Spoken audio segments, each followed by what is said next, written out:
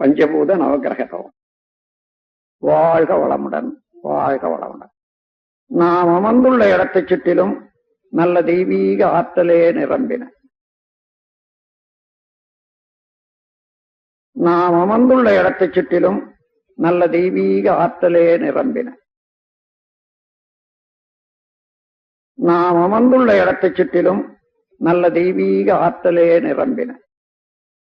அருட்பேராற்றல் உடலிலே உயிரிலே அலை அலையாக பாய்வதை உணர்கிறோம். அருட்பேராற்றல் உடலிலே உயிரிலே அலை அலையாக பாய்வதை உணர்கிறோம். அன்னைக்கு வணக்கம், தந்தைக்கு வணக்கம், ஆசானுக்கு வணக்கம்.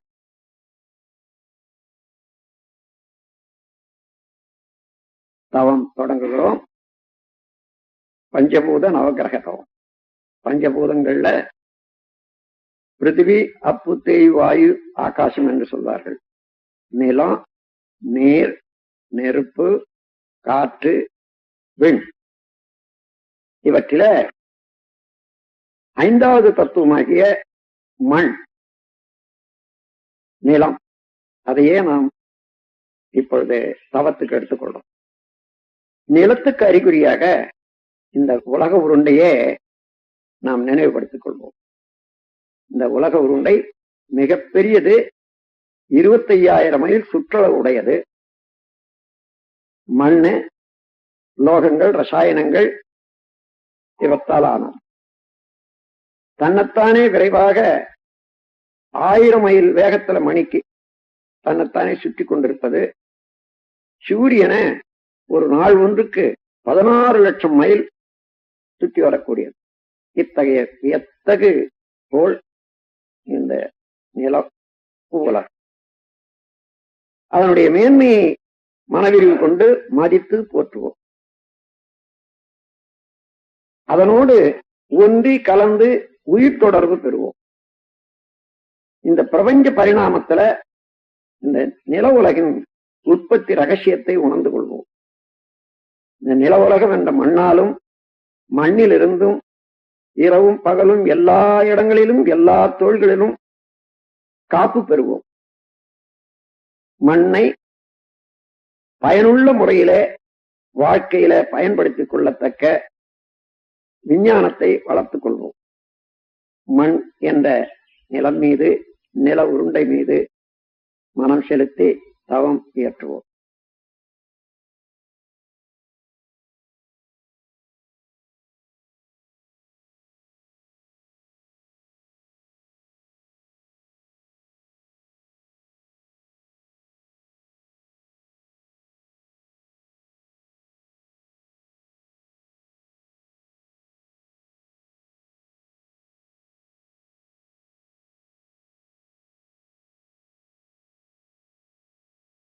பிரபஞ்ச பரிணாமத்துல 4வது தத்துவமாகிய நீரின் மேல் தவம் தொடங்குகிறோம்.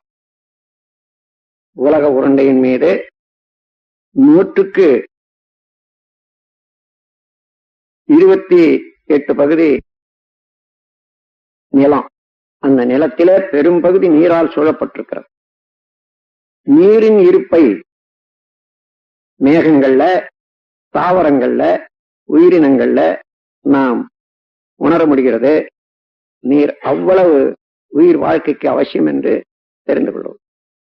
நீரின் பெருமையை நினைந்து மனவிரிவு கொண்டு மதித்து போற்றுகிறோம். நீரோடு ஒன்றி கலந்து உயிர் கலப்பு பெறுகிறோம். பிரபஞ்ச பரிணாமத்துல நீரின் உற்பத்தி ரகசியத்தை உணர்ந்து கொள்வோம். நீராலும் நீரிலிருந்தும் இரவும் பகலும் எல்லா தொழில்களிலும் எல்லா இடங்களிலும் காப்பு பெறுவோம். நீரை பயனுள்ள முறையிலே உபயோகித்துக் கொள்ளக்கூடிய விஞ்ஞானத்தை வளர்த்துக் கொள்வோம். நீரின் மேல் மனம் செலுத்தி தவம் இயற்றுவோம்.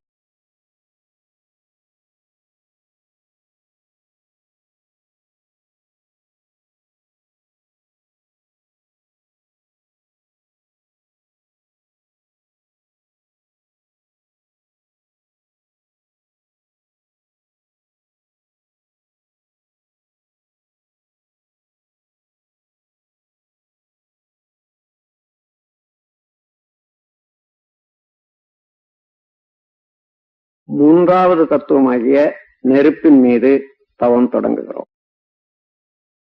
பூமி பிறந்து கொண்டே இருக்கிறது. நடுமையத்திலே கனத்த அணுக்கள் எல்லாம் நெருக்கமாக கூடிக்கொண்டே இருக்கின்றன. அதனுடைய நெருக்கம் அணுச்சிதவு ஏற்பட்டு எப்பொழுதுமே ஒரு பெரிய நெருப்பு பூமியின் நடுமையத்துல ஏற்பட்டு கொண்டே இருக்கிறது. அதனுடைய கனல் மேல் பகுதி வரையில வந்து உயிர்கள் வாழ்வதற்கு உதவியாக இருக்கின்றது. மனவிரிவு கொண்டு நெருப்பின் பெருமையை மதித்து போற்றி மகிழ்கிறோம். நெருப்போடு உந்தி கலந்து உயிர்கலப்பு பெறுகிறோம். இந்த பிரபஞ்ச பரிணாமத்துல நெருப்பின் உற்பத்தி ரகசியத்தை உணர்ந்து கொள்வோம். நெருப்பாலும் நெருப்பிலிருந்தும் இரவும் பகலும் எல்லா நேரத்திலும் எல்லா இடங்களிலும் எல்லா தொழில்களிலும் நாம் காப்பு பெறுவோம். நெருப்பை பயனுள்ள முறையிலே உபயோகித்துக் கொள்ளக்கூடிய கலையை வளர்த்துக் கொள்வோம். நெருப்பின் மீது மனம் செலுத்தி தவம் இயற்றுகிறோம்.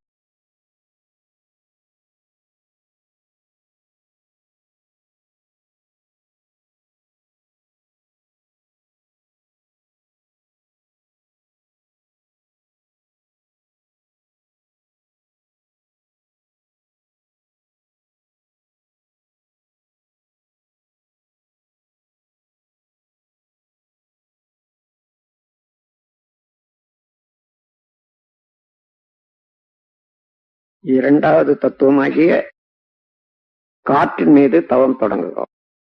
இந்த நில உலகத்தின் மீது 10 மைல் வரையில அடர்த்தியாகவும் இன்னும் கொஞ்ச தூரம் லேசாகவும் காற்று கவசம் போல இருந்து இயங்கிக் கொண்டிருக்கிறது. காற்றுதான் எல்லா உயிர்களுக்கும் ஆக்கமும் ஊக்கமும் அளித்துக் கொண்டிருக்கின்றது. மனவிரிவு கொண்டு காற்றின் பெருமையை மதித்து போற்றுகிறோம். காற்றோடு உந்தி கலந்து உயிர்கலப்பு பெறுகிறோம். பிரபஞ்ச பரிணாமத்துல காற்றின் உற்பத்தி ரகசியத்தை உணர்ந்து கொள்வோம். காற்றாலும் காற்றிலிருந்தும் இரவும் பகலும் எல்லா நேரத்திலும் எல்லா இடங்களிலும் எல்லா தொழில்களிலும் காப்பு பெறுவோம். காற்றை பயனுள்ள முறையிலே உபயோகித்துக் கொள்ளக்கூடிய விஞ்ஞானத்தை வளர்த்துக் கொள்வோம். காற்றின் மீது மனம் செலுத்தி தவம் இயற்றுகிறோம்.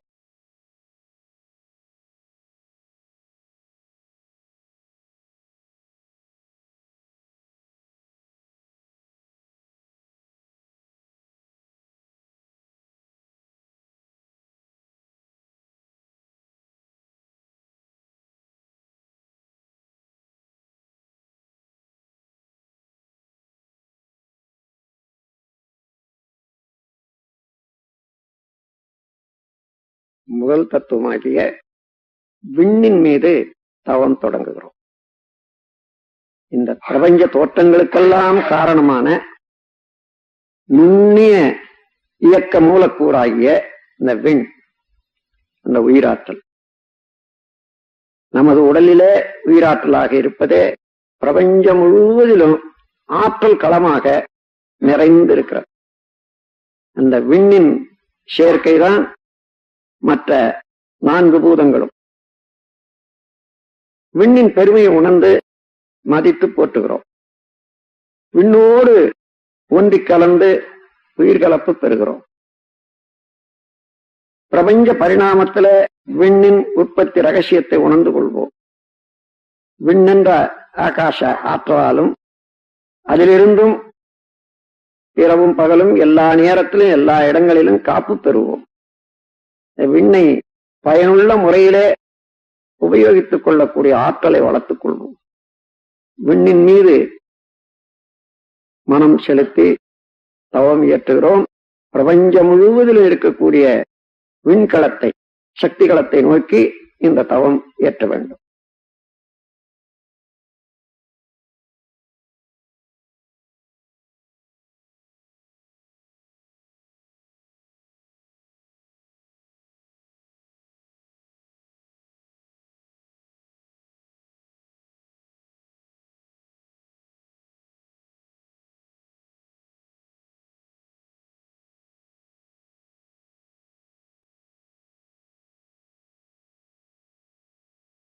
இந்த விண் நிறைந்த சக்திகளமாகிய அந்த ஆகாசத்துல, மகா ஆகாசத்துல பல கோடி நட்சத்திரங்களை பார்க்கிறோம்.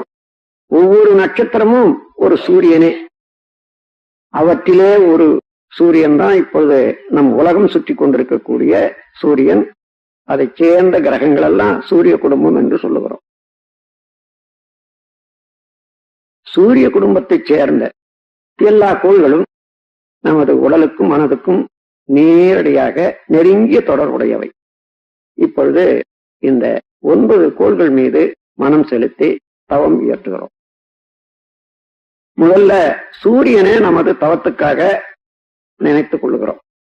சூரியன் ஒரு பெரிய நெருப்பு கோளம். அது பூமியை விட 19 லட்சம் மடங்கு பெரிது என்று கணக்கெடுத்திருக்கின்றார்கள்.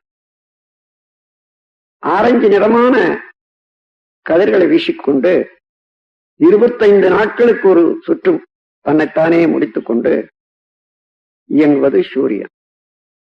சூரியனுடைய காந்தாலை கதிர்கள் வாழ்க்கையிலே வெற்றி, அறிவு மேன்மை, கல்வி மேன்மை, வாழ்க்கை வளங்கள் அனைத்தும் அளிக்க வல்லது. சூரியனுடைய காந்தாலை கதிர்களை நாம் ஏற்று நம்மோடு ஒன்றுபடுத்திக் கொள்ளுகிறோம். எப்பொழுதுமே சூரியனுடைய காந்தாலை கதிர்கள் நமக்கு நன்மையே செய்து கொண்டிருக்குமாக சூரியன் மீது மனம் செலுத்தி தவம் இயற்றுகிறோம்.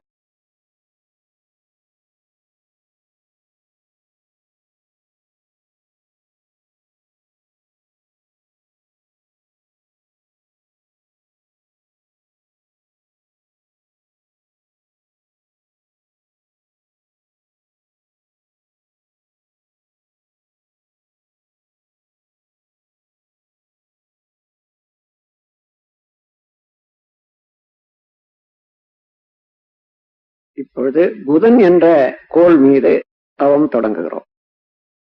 சூரியனுக்கு அப்பால் 3 கோடி மைல் தொலைவில் இருந்து கொண்டு சூரியனை வலம் வந்து கொண்டிருப்பது புதன். பசுநிறமான கதிர்களை வீசிக்கொண்டு 88 நாட்களுக்கு ஒரு சுற்று முடித்துக் கொண்டிருப்பது புதன். புதனுடைய காந்தாலை கதிர்கள் அறிவு மேன்மை, வாழ்க்கை வளங்கள் அனைத்தும் அளிக்க வல்லது. புதனுடைய காந்தாலை கதிர்களை நாம் ஏற்று நம்மோடு ஒன்றுபடுத்திக் கொள்ளுகிறோம். எப்பொழுதுமே புதனுடைய காந்தாலை கதிர்கள் நமக்கு நன்மையே செய்து கொண்டிருக்குமாக புதன் என்ற கோள் மீது மனம் செலுத்தி தவம் இயற்றுகிறோம்.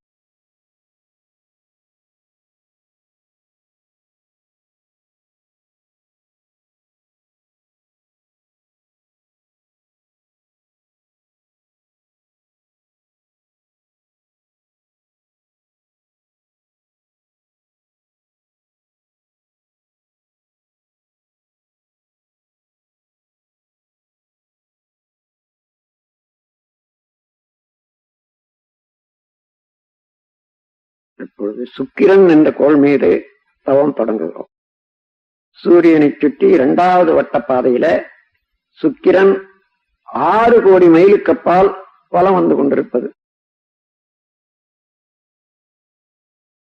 225 நாட்களுக்கு ஒரு சுற்று முடித்துக் கொண்டு வெண்ணிறமான கதிர்களை வீசிக்கொண்டிருப்பது சுக்கிரன். சுக்கிரனுடைய காந்தாலை கதிர்கள் மகிழ்ச்சி, வாழ்க்கையில மேன்மை, நட்பு இவையெல்லாம் அளிக்க வல்லது. சுக்கிரனுடைய காந்தாலை கதிர்கள் நாம் ஏற்று நம்மோடு ஒன்றுபடுத்திக் கொள்ளுகிறோம். எப்பொழுதுமே சுக்கிரனுடைய காந்தாலை கதிர்கள் நமக்கு நன்மையே செய்து கொண்டிருக்குமாக சுக்கிரன் என்ற கோள் மீது மனம் செலுத்தி தவம் இயற்றுகிறோம்.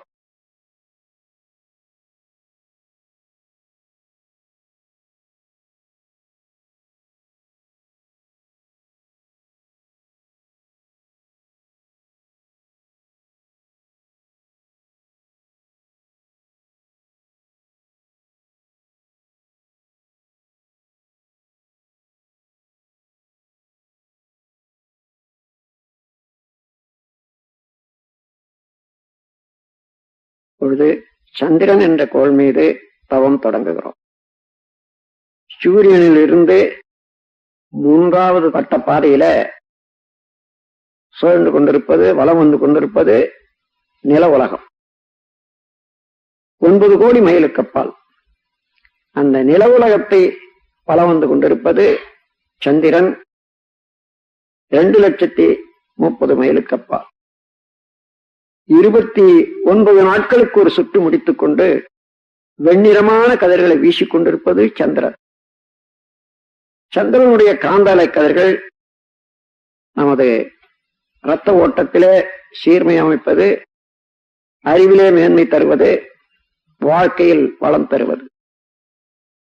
நாம் எப்பொழுதுமே சந்திரனுடைய காந்தலை கதிர்கள் நமக்கு இந்த நன்மைகளை எல்லாம் செய்து கொண்டே இருக்குமாக சந்திரன் மீது மனம் செலுத்தி தவம் இயற்றுகிறோம்.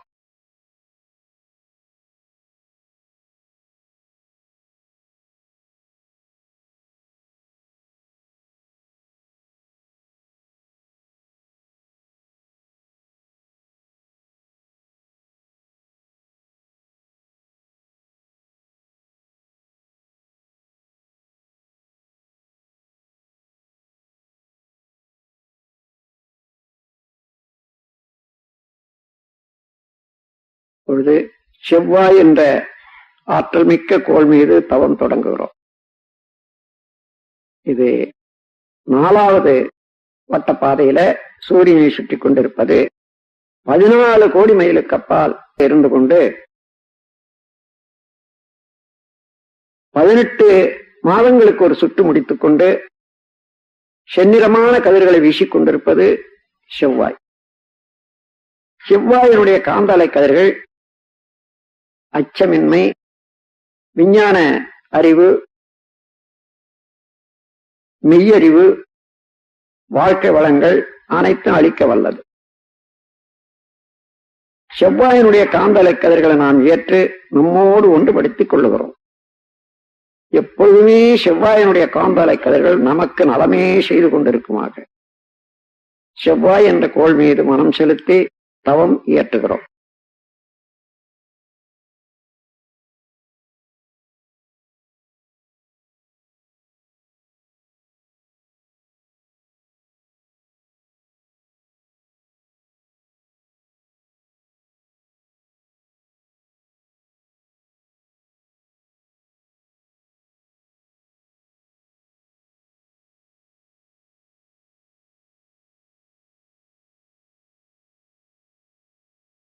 அப்பொழுது குரு என்ற ஆற்றல் மிக்க பெருங்கோள் மீது தவம் தொடங்குகிறோம்.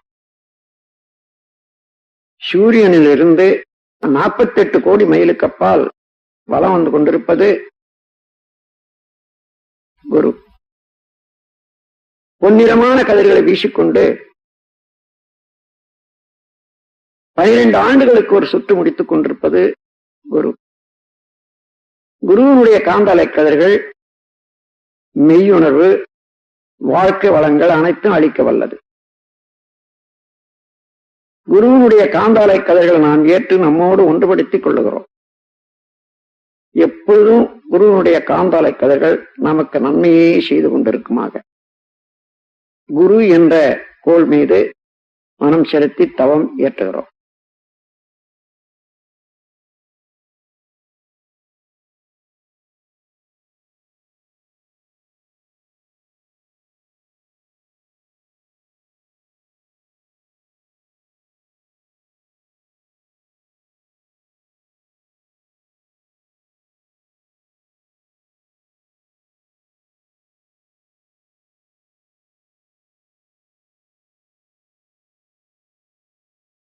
அப்பொழுது சனி என்ற ஆற்றல் மிக்க கோள் மீது தவம் தொடங்குகிறோம்.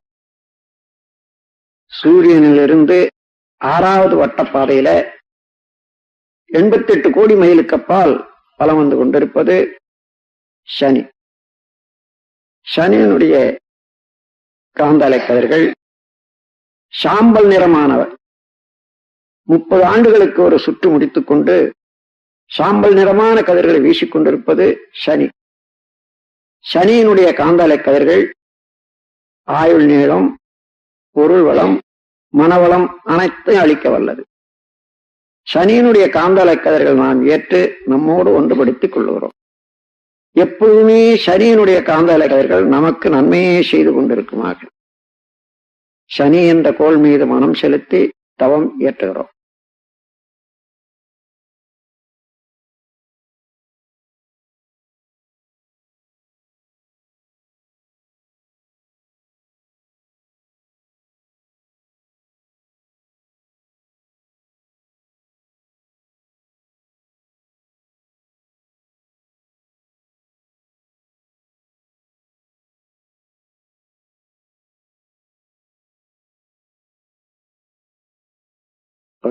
ராகு கேது என்னும் ஆற்றல்மிக்க காந்தாலை பாதைகள் மீது தவம் தொடங்குகிறோம். சூரியனின் நடுமையத்திலே அணுக்கள் செயலற்று நின்று விடுகிறது. அது சுத்த வெளியாகி பிரம்மமாக மாறிக்கொண்டிருக்கும் நிலை, அதுவே கரும்புள்ளி எனப்படுகிறது.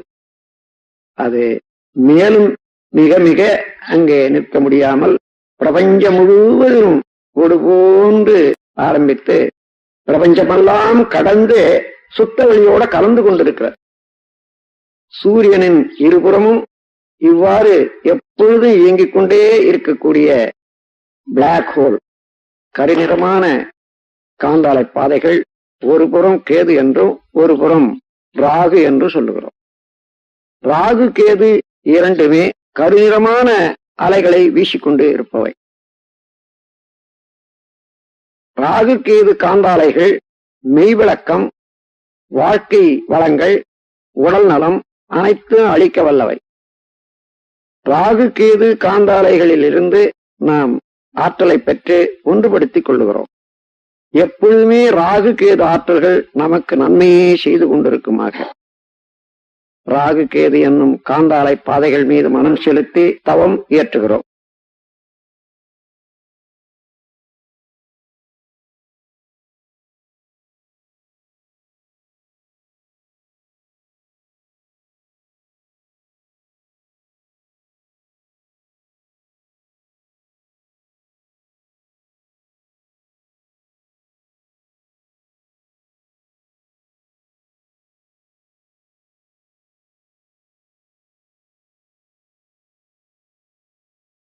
இந்த பேரியக்க மண்டலத்திலே இந்த சூரிய குடும்பத்தை போன்று கோடான கோடி சூரிய குடும்பங்களை பார்க்கிறோம்.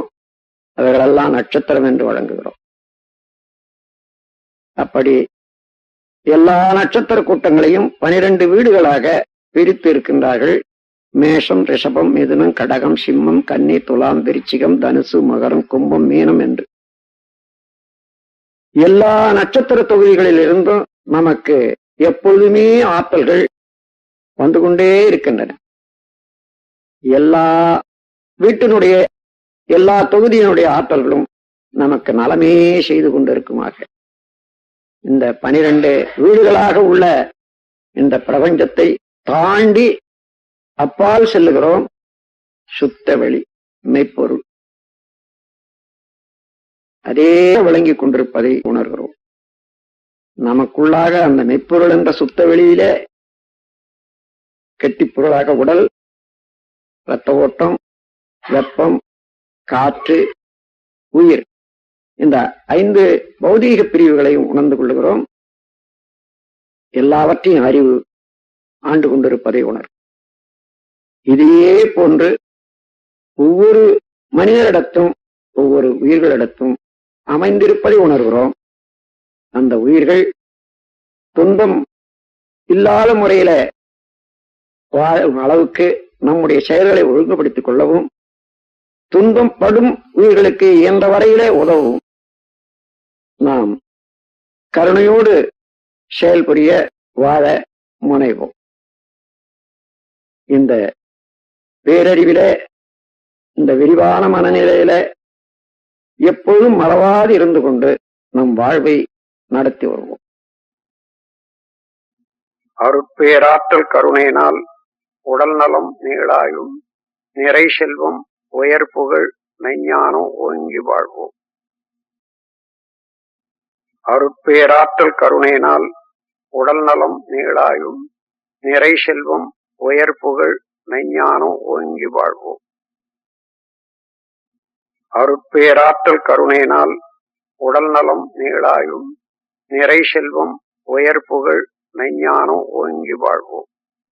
வாழ்க்கை துணைவரை மனதில் நினைந்து வாழ்க வளமுடன் என்று வாழ்த்துவோம். மக்கட் செல்வங்களை வாழ்த்தி மகிழ்வோம்.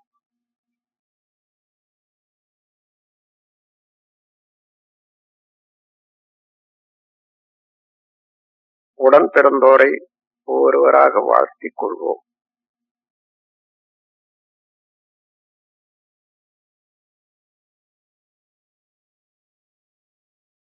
நெருங்கிய நண்பர்களை வாழ்த்துவோம்.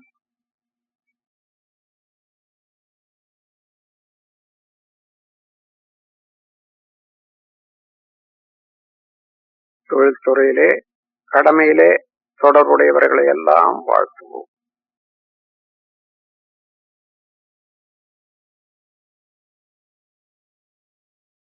இன்னல் புரிவோர், எதிரிகளாக நினைப்போர் இருந்தாலும் அவர்களையும் மனம் குளிர வாழ்த்துவோம்.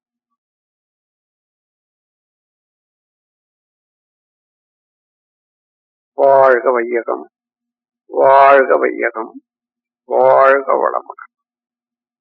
உலகில் உள்ள பொறுப்புடைய தலைவரெல்லாம் உயிரறிவை உள்ளுணர்வாய் பெறுதல் வேண்டும். உலகனைத்து நாடுகளின் எல்லை காக்க ஓருலக கூட்டாட்சி வலுவாய் வேண்டும்.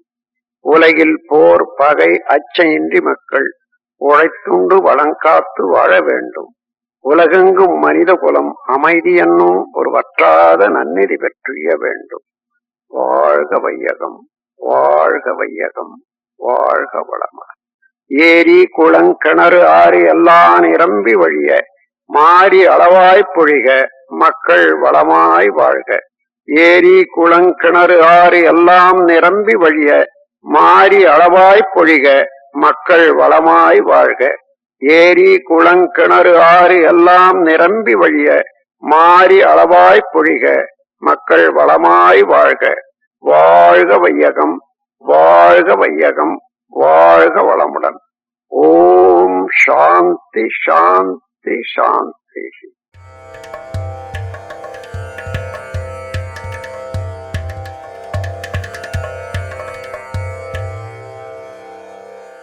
அருட்தந்தை வேதாத்ரி மகரிஷி 19ஆம் நூற்றாண்டில் அவதரித்து 2 நூற்றாண்டுகளைக் கண்ட நிகரில்லா மகான். ஏழ்மை என்றால் என்னவென்று தெரியாத மன்னன் ஏன் என்ற கேள்வியினால் புத்தனானான். ஏழ்மையில் பிறந்து ஏழ்மை ஏன் என்ற கேள்வியினால் வேதாத்ரி மகரிஷியானார். தான் கண்டுணர்ந்த தெளிவுற்ற ஞானத்தையும் வாழ்க்கையை சிறப்பாக வாழும் இரகசியங்களையும் நாம் அனைவரும் எளிதாக கற்று வாழ்வில் இன்புற்று வாழ வேண்டுமென மனவளக்கலை எனும் அற்புத கலையை பயிற்சி முறைகளாக வடிவமைத்து இப்பூ உலகிற்கு அர்ப்பணித்தார். மனவளக்கலை என்பது மனிதனை முழுமையான மனிதனாக்கும் கலை. மனதின் மாண்பு அறிந்து மனதை நல்ல முறையில் பயன் தரத்தக்க முறையில் ஆளக்கூடிய திறமை அளிக்க வல்ல பயிற்சி தான் மனவளக்கலை. எத்தனையோ மனிதர்களின் வாழ்வில் ஆனந்த தீபத்தை ஏற்றி வைத்துள்ளது மனவளக்கலை. ஆழியார் அறிவு திருக்கோயில் பசுமை எழில் கொஞ்சும் மலையடிவாரத்தில் உலக சரித்திரத்தில் முதல் முறையாக இங்குதான் அறிவுக்கென்று ஒரு கோயில் கட்டப்பட்டது. இவ்வதிசயத்தை நிகழ்த்தியவர் அருட்தந்தை வேதாத்ரி மகரிஷி. துன்பங்களை சந்தித்து விதியே என சிக்கித் தவிப்போருக்கு விதியை அறிவால் வெல்லும் வித்தையை கற்றுத்தருகிறது ஆழியார் அறிவு திருக்கோயில். ஆழியார் அறிவு திருக்கோயிலில் அடியெடுத்து வைத்தோர் வாழ்வின் பிரச்சனைகளை பக்குவமாகவும் தீர்க்கமாகவும் கையாண்டு மகிழ்வோடும் நிறைவோடும் வாழ்வது உறுதி. மனவளக்கலையில் கற்றுக் கொடுக்கப்படும் எளிய முறை உடற்பயிற்சிகள் நாள் முழுவதும் நம்மை சுறுசுறுப்புடனும் உற்சாகத்துடனும் வைத்திருக்கிறது. தீராத நோய்களுக்கு தீர்வாகவும் நோய்கள் வராமலும் தடுக்கிறது. சிறியவர்கள் பெரியவர்கள் என அனைவரும் கற்று சுலபமாக செய்யும் விதமாக பயிற்சிகள் வடிவமைக்கப்பட்டுள்ளது. நமது உயிர் சக்தியை ஆரோக்கியமான ஆக்க சக்தியாக மாற்றி அதன் மூலம் நீண்ட ஆயுளுடன் இளமையை தக்க வைத்துக் கொள்ள எண்ணற்ற சித்தர்களும் யோகிகளும் கையாண்ட சக்தி வாய்ந்த காயகல்ப பயிற்சியும் இங்கு கற்றுக் கொடுக்கப்படுகிறது. மனதை பக்குவப்படுத்தும் வித்தையை கற்றுக்கொண்டால் நாம் ஒவ்வொருவரும் அமைதியும் ஆனந்தமும் நிறைந்த வாழ்க்கையை வாழ முடியும். அதற்கான ஆழ்நிலை தியானங்கள் இங்கு கற்றுக் கொடுக்கப்படுகின்றன. கோபம் தவிர்த்தல், கவலை ஒழித்தல், பயம் போக்குதல், தன்னம்பிக்கை வளர்த்துக் கொள்ளுதல், பொருளாதாரத்தில் தொழில்துறையில் முன்னேற்றம் என கேட்பதெல்லாம் கொடுக்கும் கற்பக விருட்சம் அக்ஷய பாத்திரம் அருட்தந்தை வேதாத்ரி மகரிஷி அருளிய மனவளக்கலை. நமது ஆழியார் அறிவு திருக்கோயிலில் வெளியூர், வெளிமாநிலம் மற்றும் வெளிநாடுகளிலிருந்து வரும் அன்பர்கள் தங்கி பயிற்சி பெறும் வகையில் நவீன வசதிகளுடன் கூடிய சுகாதாரமான தங்குமறைகள், சுத்தமான முறையில் தயாரிக்கப்படும் ஆரோக்கியமான அறுசுவை உணவு, ஏசி வசதியுடன் கூடிய விசாலமான பயிற்சி அரங்கங்கள், இவை அனைத்தும் காற்றோட்டமான அமைதியான பசுமை நிறைந்த சூழலில் அமைந்துள்ளன.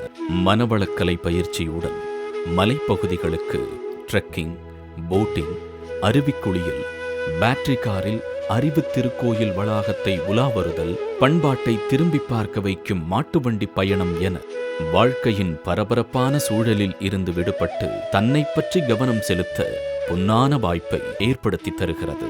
செய்யும் தொழிலில் தனித்துவத்துடன் செயல்படவும் வாழ்வில் வெற்றி பெறவும் இப்பயிற்சிகள் உதவுகிறது.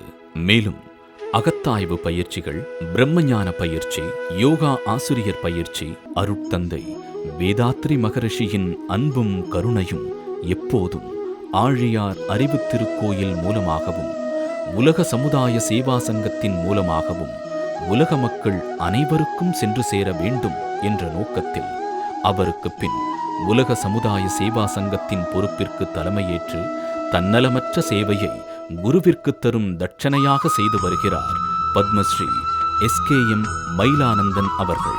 மனிதனை மாமனிதனாக, தெய்வீக மனிதனாக உயர்த்துகின்ற மனவளக்கலை பயிற்சிகளை கற்றுத்தரும் ஆழியார் அறிவு திருக்கோயிலுக்கு வாருங்கள். வாழ்வில் அன்பும் அமைதியும் ஆனந்தமும் காணுங்கள்.